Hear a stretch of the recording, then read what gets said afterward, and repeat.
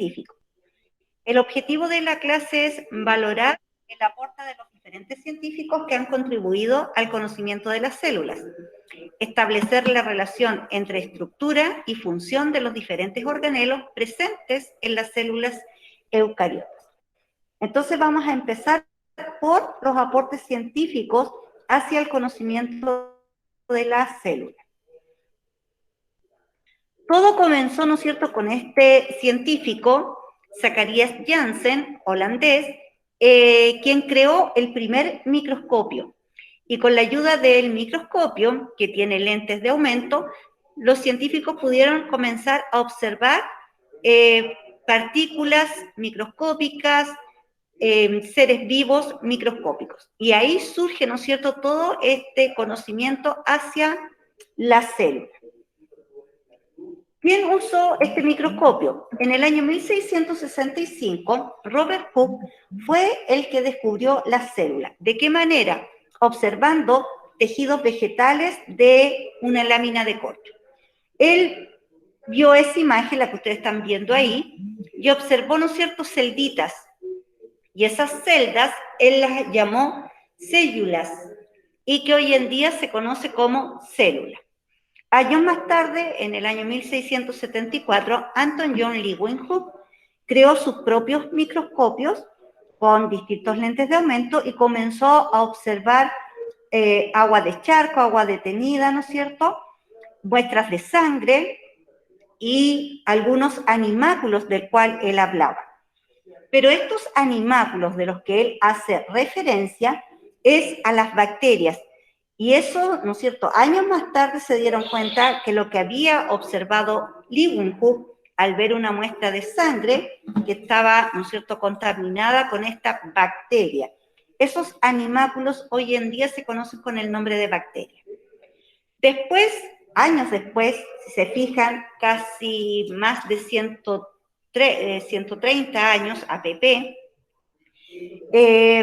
no más, 150 años, Dutrochet también empieza a hacer estudios con ayuda de microscopio, tanto en células vegetales como en células animales, ¿ya? Y él vio que todos, tanto la célula vegetal como la célula animal, estaba formado por células. Después, 6 años más tarde, en el año 1830, Franz Julius Ferdinand Meyen, él estudia células vegetales y él, al observarlas, se da cuenta de que cada célula funciona de manera independiente y aislada. Que cada célula, al igual que un organismo multicelular, es capaz de nutrirse, es capaz de crecer, de construir sus propias estructuras, de reproducirse. Todo lo que hace un individuo, ¿no es cierto?, que tiene más células, pero en ese entonces todavía no sabían que nosotros éramos seres multicelulares. Pero él se dio cuenta de todo lo que hacía la célula de manera aislada e independiente. En 1831, Robert Brown descubre, al observar células, que hay una mancha oscura circular dentro de la célula. Esa mancha oscura él la denominó núcleo. En el año 1835, Félix Dujardin señala que el interior de la célula no es algo que está vacío, sino que es una masa homogénea que él denomina protoplasma. Plasma tiene que ver, ¿no es cierto?, con esta sustancia que está dentro. Incluso cuando hablamos de sangre, hablamos de que la sangre también está formada por plasma. Y eso es lo que él observó en estas muestras de células. Después, en años distintos, con la diferencia de un año, en 1838 y 1839, Matthias Schleiden y Theodor Schwarz, botánico el primero y fisiólogo el segundo. El primero estudia células vegetales, el segundo estudia células animales, y ambos llegan a la misma conclusión: que tanto las plantas como los animales están formados por células, y hicieron su aporte a la teoría celular diciendo, ¿no es cierto?, que animales y vegetales estaban formados por células. Por lo tanto, la célula es la unidad estructural de todo ser vivo. Y desde ahí sabemos que todos los seres vivos estamos formados por células. Después, ya pasados los años, en 1855, Rudolf Virchow, también estudiando células animales, él dice que cada animal es la suma de sus unidades vitales. ¿Qué es la unidad vital? La célula. Por lo tanto, los animales y todos los seres vivos somos la suma de todas esas unidades vitales. Y la llama unidad vital porque ellas tienen vida y nos dan vida. Y se da cuenta de que no puede existir una célula si no tiene una antecesora. Por lo tanto, él dice que toda célula proviene de otra célula. Después, ya en el año 1878, un fisiólogo alemán, también empieza a estudiar, pero él estudia las reacciones que ocurren en los organismos. Y dice que estas reacciones dependen de unas proteínas que funcionan como enzimas, es decir, aceleran las reacciones químicas. Y él descubre la enzima llamada tripsina. La tripsina es una enzima que trabaja con proteínas. Cuando uno consume proteínas, la tripsina desdobla las proteínas hasta las partes más pequeñas hasta llegar a aminoácidos. Entonces, él dice que esta enzima que él descubre funciona igual que una proteasa, que una enzima que actúa en proteínas de mayor tamaño. Después, Oswald Avery, en el año 1944, se da cuenta de que hay una unidad en la célula que se va heredando. Pero él se da cuenta por la transmisión que existe desde un animal, él estudió ratones, de un animal a otro. Él al observar ratones y al contaminarlos con bacterias, se da cuenta de que uno muere y después cuando saca esa bacteria de ese ratón que murió, se da cuenta que el otro ratón sobrevive. Entonces, él no entendió qué pasó y vio que algo había ahí alterado. Años después se dan cuenta que eso que se alteró es la molécula del ADN. Significa que la bacteria inyectó su material genético en el ratón, ese material genético se transformó dentro del ratón y por eso se hizo más suave esa bacteria que al inyectarle en otro ratón, el otro pudo sobrevivir. Por lo tanto, la cepa se hizo más suave y no causó mortalidad. Pero él no sabía por qué había ocurrido eso con la bacteria. Y después se supo de que la bacteria también tiene material genético y que ese material genético fue transformado. Y al ser transformado quedó más suave y no letal. George Gay es un científico, un doctor, que estaba tratando a la señora Henrietta Lacks. Ella tenía un gran tumor y era un tumor maligno. Le pidió la autorización para sacar muestras de ese tumor y poder analizar las células de ese tumor. Ella dio su autorización y de ahí, ¿no es cierto?, que se denominan esas células tumorosas ELA, las células de ELA, por la señora Henrietta Lacks.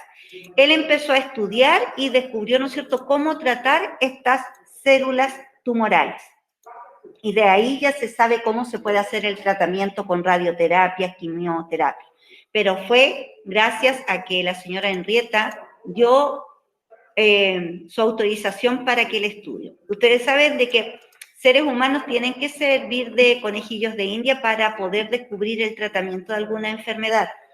Y eso se ha hecho por años, ¿ya? Entonces, uno sabe que si crean un medicamento, a uno le dicen, uno firma su autorización, que asume cualquier consecuencia que tenga ese tratamiento con una medicina que se está probando, pero a veces las personas lo hacen porque si esa medicina sirve, a lo mejor les puede curar su enfermedad. Entonces, por eso hay gente que sí, y hasta el día de hoy se postula para eso. Incluso cuando quisieron probar la vacuna del COVID, también chilenos viajaron a Santiago y sirvieron, ¿no es cierto?, para que los vacunaran y ver cuál iba a ser la reacción y qué consecuencias tenía esa vacuna.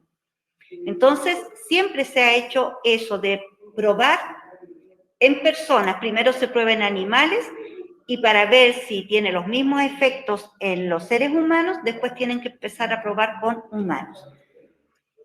Años más tarde, después, en el 2007, se descubre que existen unas células humanas que son células madre. ¿Qué significa célula madre?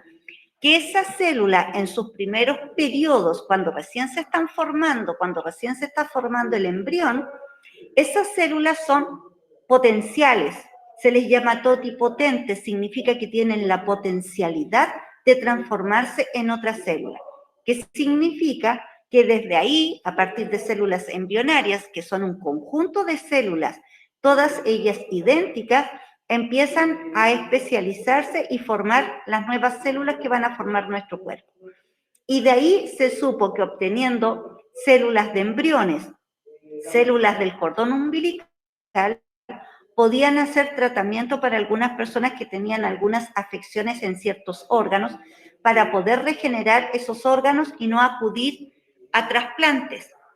Eso todavía tiene un alto costo, se están haciendo muchas pruebas hasta el día de hoy, incluso el día de hoy saben que si yo extraigo, y se ha hecho, porque se han hecho operaciones con hígado, si extraigo células o tejido de hígado y se lo pongo a una persona que tiene completamente dañado su hígado, ese hígado es capaz de regenerarse. Entonces ahora se está viendo qué pasa si inyecto solo células y no hago un trasplante, a ver si será capaz esas células de modificarse.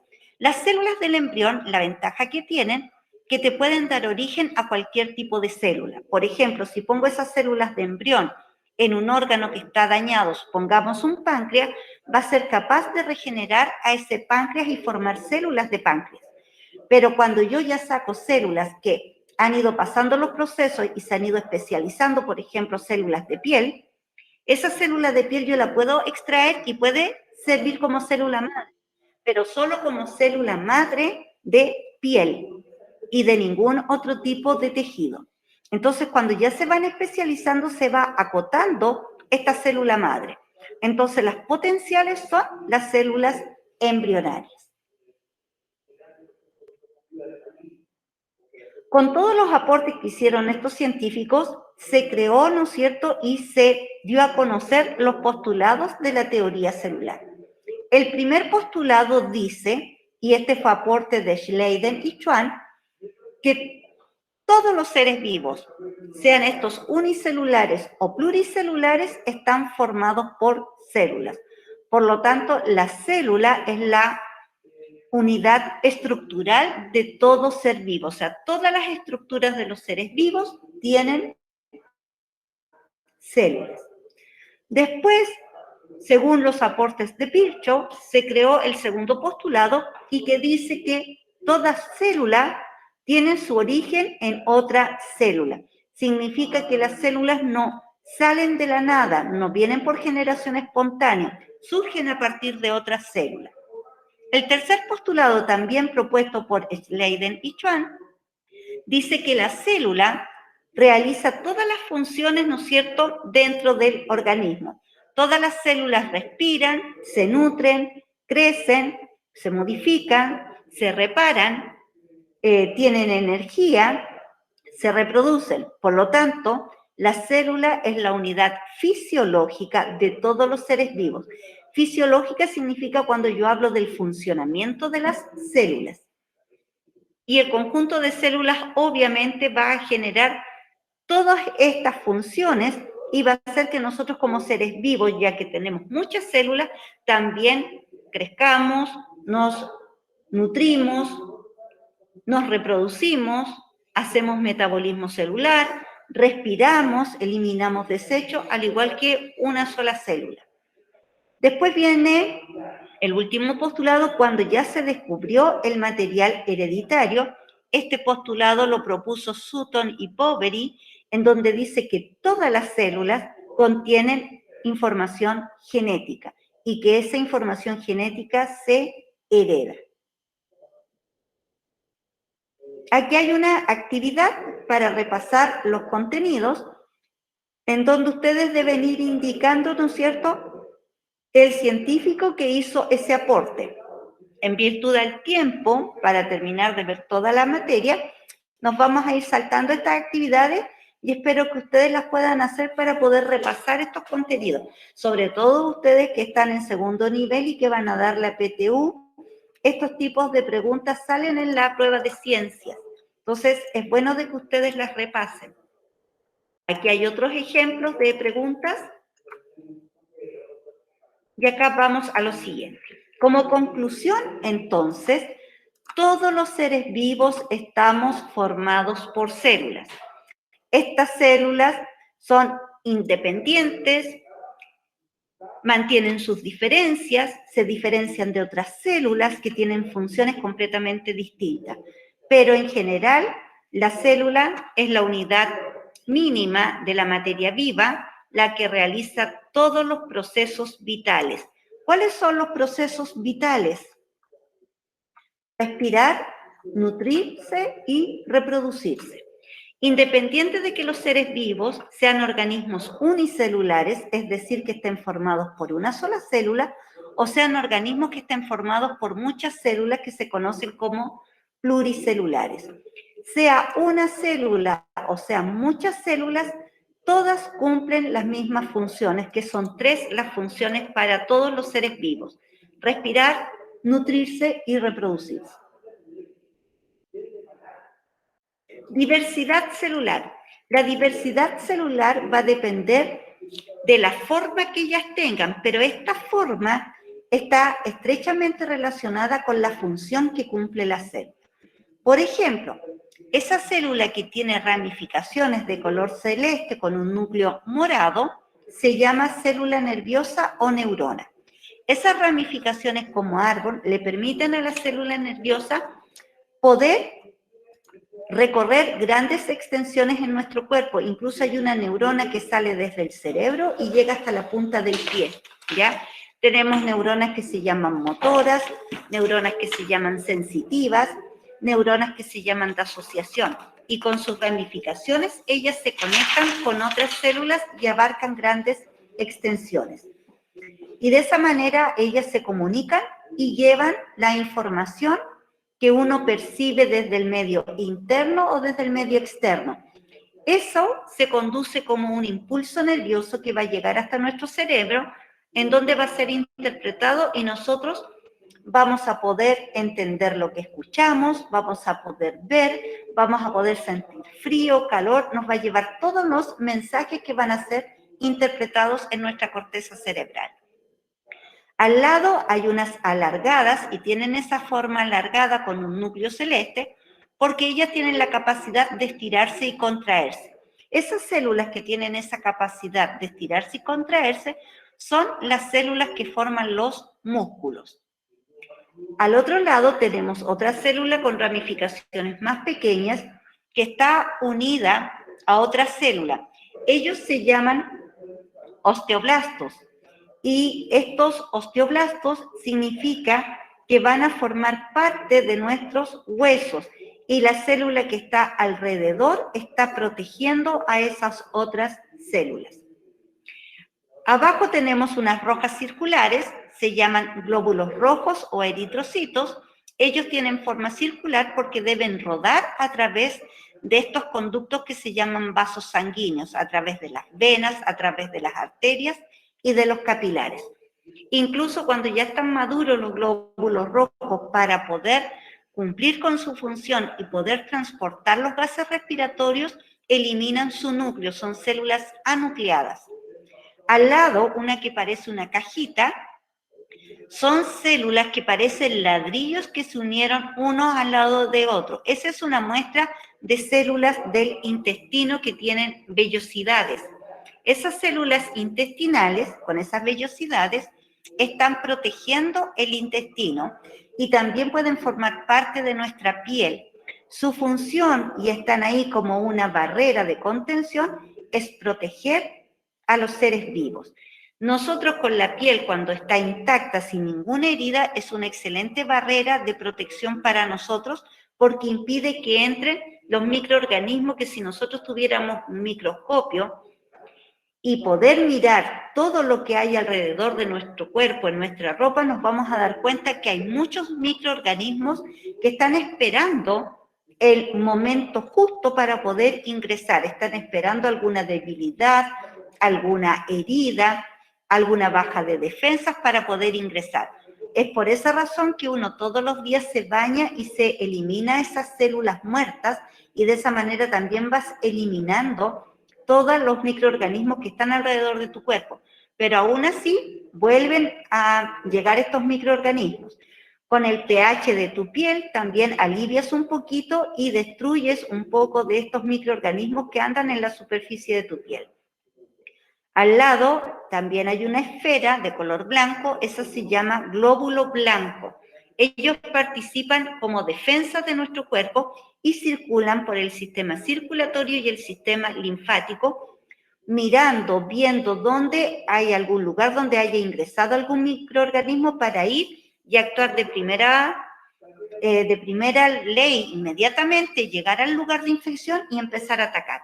Si ellos no son capaces de atacar a esos microorganismos y algunos sobreviven, se van activando las otras barreras defensivas en donde van funcionando después los... Profesora, Dime, ¿cómo anticuerpos? Dime. pero no se ve, no está compartiendo pantalla.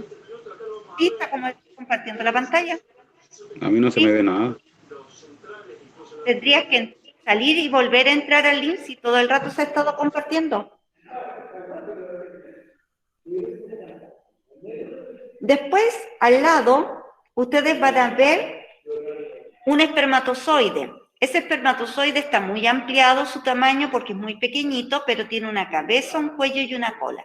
Él es el que se va a encargar de fecundar al que está al lado, que se llama ovocito, que es de mayor tamaño que el espermatozoide. Él tiene nutrientes y muchas células que lo están protegiendo porque él pone barreras frente al proceso de fecundación.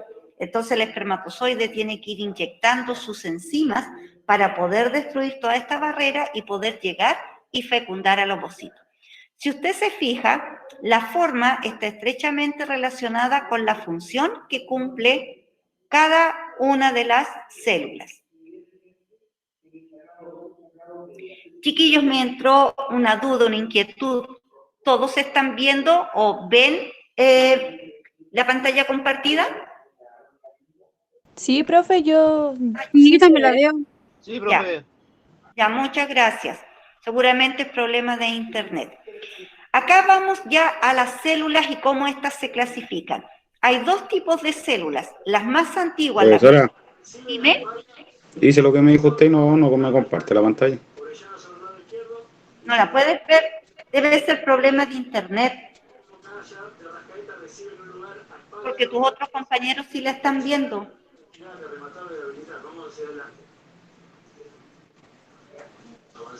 Intenta de nuevo, trata a lo mejor cambiar de ubicación para ver que te llegue un mejor internet.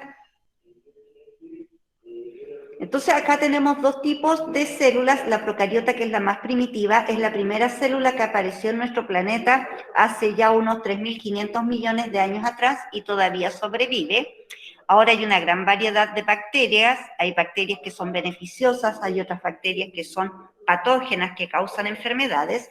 Y tenemos las células más modernas que aparecieron millones de años después, cuando ya el planeta estaba con oxígeno. Aparecieron estas células que se llaman de núcleo verdadero, por eso se llaman eucariotas. Y hay dos grupos de eucariotas, la animal y la vegetal. Independiente del tipo de célula, procariota o eucariota, ellas comparten tres cosas en común: una membrana plasmática, un citoplasma, un núcleo. A pesar de que el núcleo en las procariotas es difuso y no tienen una estructura como núcleo, sino que tienen un lugar en donde se encuentra el material genético, pero no tienen un núcleo bien definido. En cambio, la célula animal y vegetal sí tienen una estructura llamada núcleo. Esta estructura contiene en su interior el material genético. Y también tienen organelos citoplasmáticos. Esos organelos citoplasmáticos son menos en la procariota por ser una célula primitiva ¿no es cierto?, que funcionó con pocos organelos, específicamente con un ribosoma, con material genético y con mesosomas. En cambio, las células más modernas funcionan con muchos más organelos celulares. ¿Hay alguien que tiene el micrófono activado para que lo apague, por favor? Gracias. ¿Todavía está activado el micrófono? Aquí vemos a la célula eucarionte animal y la célula eucarionte vegetal. Ahí vemos que tienen muchos organelos. Hay organelos que comparten, que ambas células lo tienen, pero hay otros organelos que son específicos, que solo lo encontramos en la célula animal y otros solo lo encontramos en la célula vegetal. Si ustedes observan, ¿me pueden decir cuál es el organelo que solo pertenece a la célula animal y no está en la vegetal?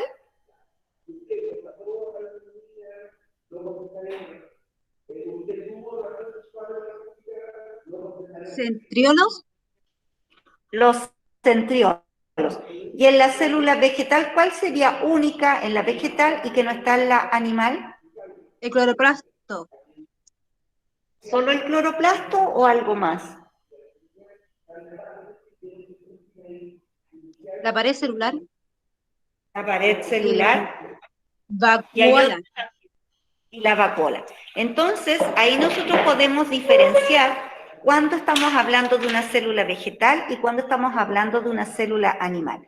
Las animales se caracterizan por tener muchos organelos y entre uno de ellos es el centriolo, y el centriolo no se encuentra en la vegetal. Y la vegetal tiene muchos organelos similares a los del animal, pero tiene otros que son propios de él, como los dijo la Nicole, el cloroplasto, la pared celular y la vacuola. Todas las células en su interior, después de la membrana plasmática, que es la que rodea, tienen un citoplasma. Ese citoplasma es un líquido emulsionado, coloidal, granuloso algunas veces, que se le llama citosol o citoplasma. Y en él podemos encontrar los organelos celulares, ya muchos organelos celulares, los cuales van a cumplir diferentes funciones. El primer organelo que vamos a ver es el núcleo. Este núcleo, dime. El citoplor era la base, ¿cierto? Se podría decir que es la base de la imagen. El citoplor es la base, es la imagen, ¿cierto? Que se mostraba. Claro, es el fondo de la imagen. Gracias. El núcleo es una estructura esférica que contiene en su interior nuestro material genético, tiene los cromosomas, tiene adherido o asociados a su material genético, que es el ADN, unas proteínas que se llaman histonas. También están la matriz nuclear, que contiene los ribonucleoproteínas, que esos son los encargados de producir el ARN cuando se necesita el ARN mensajero, y ese no está asociado a estas proteínas llamadas histonas. Alrededor del núcleo hay una membrana que se llama membrana nuclearocarioteca. Ella va a ser el límite entre el interior del núcleo y lo que hay en el exterior del núcleo, que sería el citoplasma con los organelos. Adentro en el núcleo también hay una sustancia parecida al citoplasma, pero como se encuentra dentro del núcleo, se le llama nucleoplasma. Entonces la función del núcleo es ser de jefe. Él es el que va a controlar todo lo que ocurre en la célula por contener la información genética. Nayeli, lo más probable es que hayas puesto como que fijaste la pantalla. Sal que vuelve a ingresar. Que dice que no puede ver la pantalla que estás presentando tú. Sí, un caballero también. No lo puede ver. Vuelvan a salir y vuelvan a entrar. Les dije, pero a uno no le resultó. Yo tampoco la puedo ver. Profe Nico, yo lo he hecho 4 veces y no resulta. ¿Puedes volver a presentar, Claudia? Dejar de presentar y volver a presentar, por favor. Ahí sí. Ay, claro. duele la cabeza. Ya.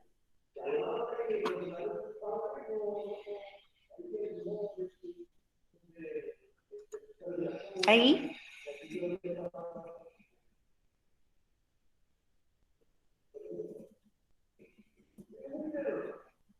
Yo sí lo Ahí veo. la ves. Las personas que tenían problemas para ver la pantalla ahora la pueden ver. Miguel. Miguel creo que recién habló. Ahora Dígame. sí. No, Emilio. ¿En la pantalla? Sí, ahora sí. Ya. Dígame, Ya. no escuché nada. Sí, ahora sí. ¿En la pantalla? Ah, sí, ahora sí. Ya. Listo. Ya, aquí está al lado del núcleo lo que se llama retículo endoplasmático, que es una serie de canales que están desde la membrana nuclear hasta la membrana plasmática. Hay algunos que tienen asociados unos puntitos negros que se llaman ribosomas y otro que tiene ausencia de ellos. El que tiene los ribosomas se llama retículo endoplasmático rugoso y el que carece de ellos se llama retículo endoplasmático liso. No solo son diferentes en estructura, sino que también en función. El retículo endoplasmático rugoso, por poseer ribosomas, tiene la función de producir o sintetizar proteínas, pero son proteínas que van a ir afuera de la célula. En cambio, el retículo endoplasmático liso tiene la función de sintetizar todas las variedades de lípidos, entre ellos está el colesterol, los fosfolípidos, las grasas que se producen en él. Ellos también tienen la función de desintoxicar a la célula o al organismo. ¿Qué significa desintoxicar? Sacar las sustancias tóxicas de la célula. Por ejemplo, donde tenemos más retículo endoplasmático liso es en nuestro hígado. El hígado tiene la función de formar estos lípidos. Por eso a veces cuando forma muchos hablamos de un hígado graso, porque tiene este organelo que se llama retículo endoplasmático liso. Y también el hígado va a servir de filtro para desintoxicar de las sustancias que uno consuma. Por ejemplo, si estoy con un tratamiento médico en donde debo consumir medicamentos, el hígado se va a encargar de filtrar todos los restos de ese medicamento para sacarlos de tu cuerpo. Si consumo alcohol, también el hígado va a filtrar el alcohol para sacarlo de tu organismo. Y si consumimos drogas ilícitas, también ese trabajo lo va a hacer tu hígado. Por lo tanto, el hígado, si yo le recargo mucho, y por eso que los doctores me dicen, solo consumir por el tiempo que se les dice y no abusar del consumo de medicamentos. Porque Profe, cuando... Dime. una consulta. Usted nos está diciendo de que el asunto del medicamento todo lo evacúa el hígado, pero ¿qué parte del medicamento es el que hace efecto en el cuerpo? La sustancia química del medicamento primero hace efecto y luego los residuos del medicamento, igual que un alimento, tú comes alimento y solamente queda lo bueno y lo que no pudiste digerir se va. Los medicamentos también tienen la sustancia química que es la que tiene el efecto, pero también junto a ella hay otra sustancia que es para que Ya. no te dañe el estómago o para que se absorba más rápido, para que actúe más rápido, o sea, dependiendo del medicamento, que hay algunos de absorción rápida, otros de absorción lenta. Cuando ya van quedando residuos, por ejemplo, cuando nosotros nos toca tomar antibióticos, el hígado te filtra el excedente de antibiótico, el residuo del antibiótico. Y cuando tú orinas, te das cuenta que tu orina tiene olor a medicamento. Y eso significa que tu hígado ya lo filtró, y una vez que lo filtró, pasó a la sangre, y la sangre lo llevó al riñón, y en el riñón se volvió a filtrar, y va a formar parte de la orina, y así lo sacas de tu cuerpo. Ya. Lo No es mismo que el pasa con medicamento se vaya directamente al hígado. No, primero cumple una función y después ya se tiene que eliminar. Y por esa razón no podemos tomar por mucho tiempo medicamentos. Por ejemplo, tú lo tomas una semana y ese medicamento no es que funcionó en la pura semana, puede funcionar 2 semanas o 3 semanas y tú no tienes que seguir tomándolo. Pero cuando tú cortas un tratamiento y te olvidaste hay que volver a empezar porque el organismo entiende de que tú ya lo cortaste y empieza a eliminar el excedente. Por ejemplo, cuando tú te haces curas, uno dice, ya me voy a desintoxicar el cuerpo, voy a comer verduras, voy a comer fruta, para que se desintoxique de todas las impurezas y todo lo malo que tiene. Y tú estás con un tratamiento médico, y con ese tratamiento de desintoxicación eliminas todo de tu cuerpo. Y después vas a ir al doctor y le vas a ir a decir al doctor, ¿sabe qué, doctor? Me he estado sintiendo mal otra vez. Siento que nuevamente la enfermedad volvió, y el doctor te va a preguntar, ¿qué hiciste? Y si tú le dices que te hiciste una desintoxicación, el doctor te va a retar, porque tú necesitabas ese medicamento en tu cuerpo. Entonces, cuando tú haces esos altos, el organismo entiende que ya hay que empezar a eliminar los residuos del medicamento. Y que hay muchos que duran por mucho tiempo dentro de tu cuerpo. Eliminación inmediata. Pero así como el hígado trabaja mucho y nosotros, si llegamos a exagerar en el consumo de medicamentos, o por ejemplo comer muchos huevos, o tomar mucho alcohol, o comer mucho chocolate, a ti te puede dar una cirrosis hepática. Y eso significa que ya tu hígado no está funcionando bien y tú te empiezas a poner de color amarillo.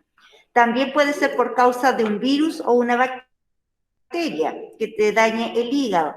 Pero cuando es por alimentos que tú consumes, por ejemplo, tú dices, yo no consumo alcohol, pero te estás poniendo amarillo, tus ojos se están poniendo amarillo, vas al doctor y te dice, usted tiene una hepatitis o tiene una cirrosis hepática. Y tú le vas a decir, pero doctor, yo no consumo alcohol, en mi vida nunca he tomado alcohol. Y te va a empezar a preguntar, ¿qué comes? Y una de las causas de la cirrosis es el chocolate y también el huevo, el exceso. Ya todo lo que uno consume en exceso hace mal. Entonces uno tiene que organizar sus alimentos. No significa que vamos a dejar de comer chocolate o que en alguna celebración no voy a poder tomar vino o un poco de alcohol. El tema es la exageración, ¿ya? Eso va a dañar a tu organismo porque no lo dejas descansar. Aparato de Golgi. Este aparato de Golgi está muy cerca del retículo endoplasmático rugoso y donde se encuentran los ribosomas dispersos en el citoplasma. ¿Qué significa? Cuando el aparato de Golgi está cerca de ellos es cuando tú estás produciendo ciertas sustancias, por ejemplo, proteínas. Pero no todas las proteínas, por ejemplo, son para formar estructuras. Hay proteínas que sirven para hacer un metabolismo celular, hay proteínas que sirven para degradar, hay proteínas que sirven para destruir. Esas proteínas que sirven para destruir se llaman lisocinas, se llaman enzimas hidrolíticas, que se usan para destruir. Por ejemplo, cuando viene un cuerpo extraño que te puede causar daño, ellas liberan esa sustancia para destruir ese cuerpo extraño o ese microorganismo que te puede hacer daño. Pero en otras condiciones tiene que ser empaquetado. ¿Qué hace el aparato de Golgi? Va a recibir esos productos, todo lo que se produzca en el ribosoma, en el retículo endoplasmático rugoso, en el retículo endoplasmático liso, y va a tomar y las va a concentrar. Una vez dentro del aparato de Golgi, él va a decir ya, esto es de lípidos, esto es de proteína, esto es hidrolítico, y va separando todos los productos, igual que en una empresa, que en un lado se hace de todo y luego se tiene que seleccionar. Entonces, una vez que lo concentró, el aparato de Golgi empieza a seleccionar y lo empieza a empaquetar. Una vez que lo empaquetó, empieza a distribuir y empieza a salir estos paquetes del aparato de Golgi y los distribuye si es que van a ir afuera de la célula, si se van a quedar adentro de la célula o tienen que viajar a otra parte del organismo. Y él se encarga de hacer la distribución dentro de esta fábrica llamada célula. Entonces, él empaqueta todos los productos, tiene esa función dentro de la célula. La mitocondria, hay muchas mitocondrias en nuestra célula, ahí hay una imagen microscópica. Las mitocondrias son las que participan en el metabolismo celular. ¿Qué significa? Cuando yo consumo carbohidratos, nuestro sistema digestivo lo transforma hasta glucosa. La glucosa se va a la sangre y de la sangre se distribuye a las células y va a llegar al interior de la célula. Por otro lado, nuestro aparato respiratorio nos va a aportar oxígeno, el oxígeno va a viajar por la sangre y va a llegar a la célula. Esta glucosa y este oxígeno van a entrar a la mitocondria y en un proceso llamado ciclo de Krebs, llamado también respiración celular, va a generar la molécula de energía que nosotros usamos y que se llama ATP. Por cada molécula de glucosa genera un total de 36 ATP cada mitocondria, por cada glucosa. Y esos ATP nosotros los gastamos para realizar nuestras actividades, para movernos, para respirar, para que tus órganos funcionen, para que tu cerebro pueda pensar, gasta mucha glucosa el cerebro. Por eso que los abuelos decían consume pasas, porque la pasa te ayuda para la memoria. Y en realidad lo que hace la pasa, que es un concentrado de glucosa, si tú estás estudiando, estás haciendo una prueba, es bueno consumir este aporte de glucosa y no comprar pastillas de glucosa, porque es mejor consumir algo más sano, más natural, porque la pastilla igual te va a tener sustancias químicas. ¿Qué haces tú cuando consumes glucosa? La glucosa se va por la sangre, va a las células de tu cerebro, en las células del cerebro hay mitocondrias y la empiezan a transformar en ATP. Y ahí tú tienes la energía para poder pensar, poder recordar, después poder escribir, poder redactar y hacer todo el proceso. Por lo tanto, si tú tienes un agotamiento mental, es bueno consumir glucosa o prepararte y consumir glucosa antes de rendir una prueba o antes de hacer una actividad física, para tener glucosa en el cuerpo almacenado. Y se almacena cuando hay mucha glucosa, porque tampoco hay que exagerar, se almacena como glucógeno en el hígado, ahí otra vez está funcionando el hígado para almacenar glucógeno, y también en tus músculos. Por ejemplo, si tú eres futbolista o te gusta practicar deporte o te gusta salir a andar en bicicleta, la energía tú la sacas de los músculos porque ahí tienes almacenada glucosa en forma de glucógeno. Y ahí utilizas esa reserva energética para hacer ejercicio. Pero mínimo un ejercicio bien hecho y para que te gaste lo que tú tienes de reserva son 45 minutos. Después de los 45 minutos tú empiezas a gastar tus reservas. Y es bueno gastar las reservas porque si tenemos mucha glucosa y ya no se puede seguir almacenando en el hígado, en el músculo, se va a la parte adiposa y se transforma en triglicéridos. Por lo tanto, los triglicéridos no vienen del consumo de grasas. El triglicérido viene del consumo de carbohidratos, cuando somos muy buenos para los dulces, para las pastas, para las masas, ¿ya? Entonces, cuando el doctor te dice tiene alto los triglicéridos, lo que tú tienes que hacer es regular el consumo de carbohidratos. Lisosoma. El lisosoma es otra estructura que está ahí, lo encontramos en nuestros glóbulos blancos como defensas o en nuestras enzimas. Ellos liberan una sustancia que tiene un pH 5 para degradar, por ejemplo, microorganismos que hayan ingresado o cualquier partícula extraña que ingresó. Los lisosomas se encuentran dentro de la célula. Si por ese motivo se rompe un lisosoma dentro de tu célula, se rompe y se destruye tu célula, y eso se conoce como autofagia.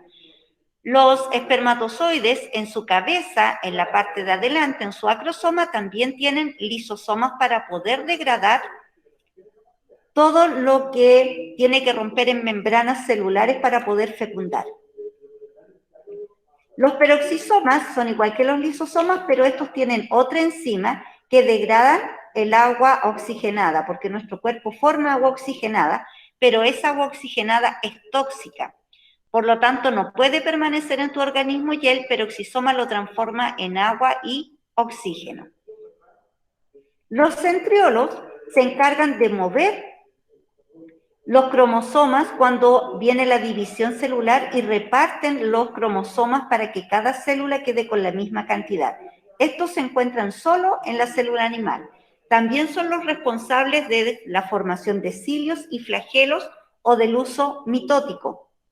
Los cilios y flagelos, por ejemplo, sirven para el movimiento, lo encontramos en nuestro aparato respiratorio, aparato digestivo, también algunos organismos unicelulares para formar sus colas y moverse, y para que tu espermatozoide también forme ese flagelo para poder movilizarse hacia el encuentro con el ovocito.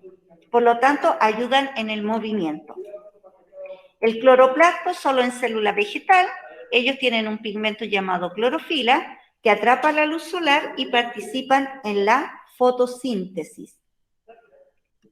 La pared celular, también solo células vegetales, le da la resistencia, forma la celulosa que se obtiene de los troncos de los vegetales, y eso está hecho de pared celular. Y la vacuola central es una vacuola de gran tamaño que almacena agua, nutrientes, colorantes, desechos dentro de la célula vegetal. Es selectiva y es permeable, por lo tanto pueden ingresar esas sustancias y también pueden salir de ella. Aquí vamos a saltarnos las actividades de repaso y está la pregunta esencial. Para la pregunta esencial, tú tienes que entrar en ese link. Ya está en el Classroom, está en la pregunta esencial el video que tú tienes que ver, que es sobre los organelos citoplasmáticos. Que a medida que avance el video, tú puedes ir completando este párrafo sobre los organelos. Son 14 organelos que tú tienes que ubicar ahí. Y va a depender, ¿no es cierto?, de lo que nos va diciendo el video y tú lo vas agregando. Está lista la pregunta esencial en el Classroom, tú ves el video y lo vas completando y de ahí me lo envías como imagen al Classroom, ¿no es cierto?, como pregunta esencial 11. Pero es sobre la materia que vimos hoy día, organelos citoplasmáticos. Y eso, chiquillos.